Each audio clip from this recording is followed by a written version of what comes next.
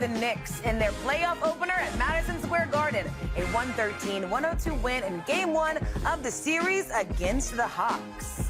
Welcome on in. I'm Taylor Brooks with Blake Griffin, Dirk Nowitzki, Steve Nash, and Udonis Haslem. I mean, the Knicks led pretty much wire to wire in this one. What stood out the most about how both teams showed up tonight, UD? I think the Hawks came out, they played hard, they had a game plan, and they tried to stick with that. But I think when you look at the game, you can tell which team has playoff experience. You can tell which team has guys that have been in the struggle, been in those battles. I think New York was very intentional about where they wanted to go with the ball, what they wanted to do, how they wanted to attack. And I think it was a little bit different on the other end for Atlanta. I think they got a little bit out of whack a little bit out of rhythm. They didn't get to the points. They didn't attack Cat as much as I wanted them to. They didn't attack Brunson as much as I wanted them to, but I'm sure they'll make those adjustments. Yeah, I thought it was good to see Cat get going in the second half.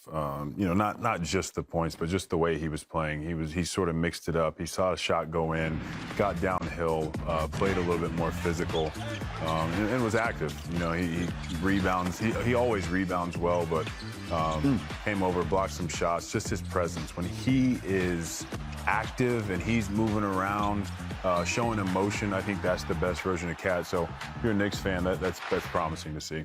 I loved Anunoby again, was hot. I think it was a typical Josh Hart game. He was in there getting his nose bloody, getting 14 rebounds, battling in there. Overall, I thought the Knicks actually didn't play an amazing offensive game. There were plenty of chances for the Hawks, but too many stretches where they couldn't score. It felt like there were some handoffs on the three-point line. Nobody really attacked. They weren't really shooting the ball well. Too many bad possessions overall. So, and at the end of the day, UD talked about pregame, how the Hawks needed more fast break points, speed up the pace. The Knicks beat them 23-14 in fast break points. That's obviously not a recipe for the Hawks to win. Yeah, I mean, I think the Hawks, you know, they want to play fast. Coach Snyder wants them to play fast because they struggle in the half court. As you said, a lot of side-to-side stuff, not enough downhill stuff. But they rebounded the ball pretty well. They defended pretty well in stretches. As a team making their first collective playoff experience here, I think they got to take some of the positives and chip away at the offense. Yeah. How can we find some opportunities to get into the paint, draw and kick, to play? You know, I think they played almost too fast.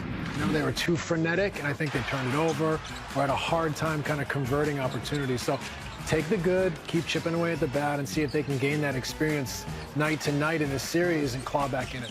One thing that was pretty glaringly obvious is the lack of depth at the center position that Atlanta does not have. I mean, Okongwu does a good job. He's physically big enough to guard Cat, and he can move his feet and did some great things tonight. But after that, I mean, it drops off quickly. And I don't know what the Atlanta Hawks would do. I mean, Steve, if you were Atlanta's coach, are you going to try to switch those matchups? Or are you going to try to, I don't know what you do because of just a lack of well, it is a concern. I think the Jock Lundell piece, you know, him not being unavailable really hurts them. You know, not only does he give them a backup center, but he gives them a stretch five, you know, a little bit of more shooting out there. Rebounds. So he's a little bit of a skill guy at the five. So, you know, I think they probably have to junk it up at different times, you know, whether it's hitting sometimes, whether it's going to a little bit of zone or switching in zone behind, whatever it may be. I think they probably just got to take those minutes and try to make it chaotic in a different way. Yeah. I think what they tried was interesting was hack a Mitch, and it actually worked there in the third, midway through the third, and Mitch was like 1 for 4. They actually ended up taking Mitch out after like a minute and a half, 2 minutes, which obviously they miss him on the board. But that was something that they tried and that worked, and they're for sure gonna look at it that way. They can take Mitch out and not be a huge factor on the boards. To me, they're still a ball handler short. They're a penetrator, a creator short, and that showed up at sometimes whenever Nikhil or McCollum was on the bench. Is there enough offense creation? Is there enough getting in the paint, spraying out?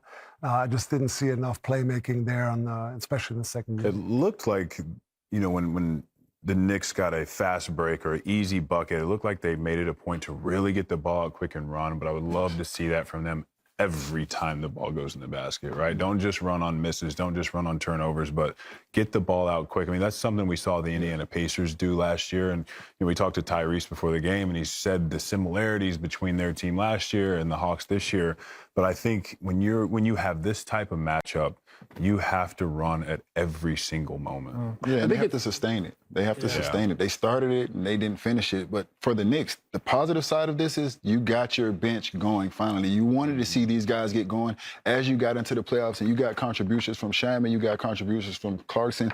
You always get contributions from Big Robinson down there. So that is positive for the Knicks as well going into, obviously these games and into the playoffs.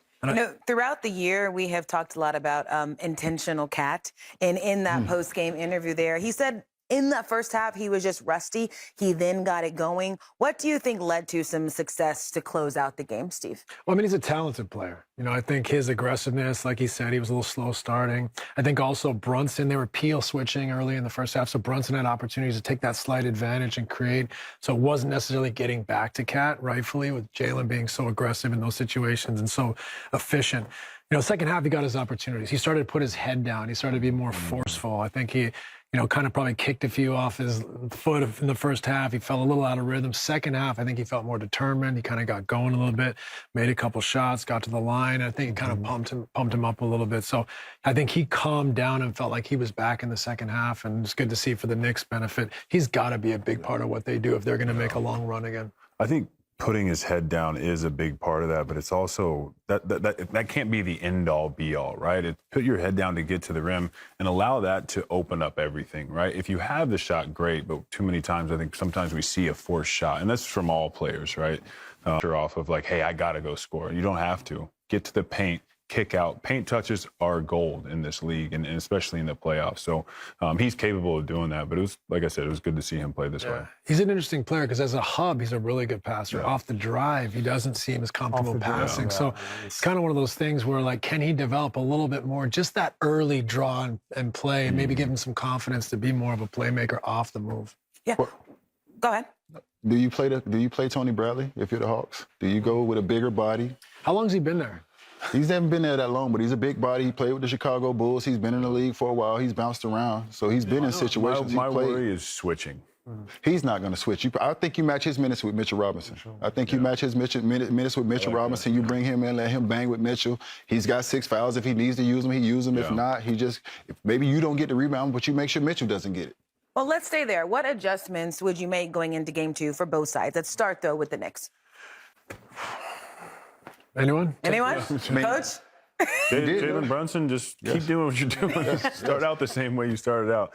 I don't know. That's a good question. I mean, I think they did some really, really good things. There's always the great thing about the playoffs is you have a chance to go rewatch the game, and you watch the game 2 or 3 times, and you start to get into those little minute changes.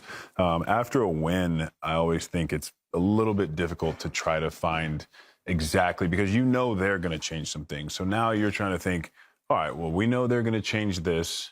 What do we think we should change, and what do we think we need to be ready to change if they don't change what we think they're going to change?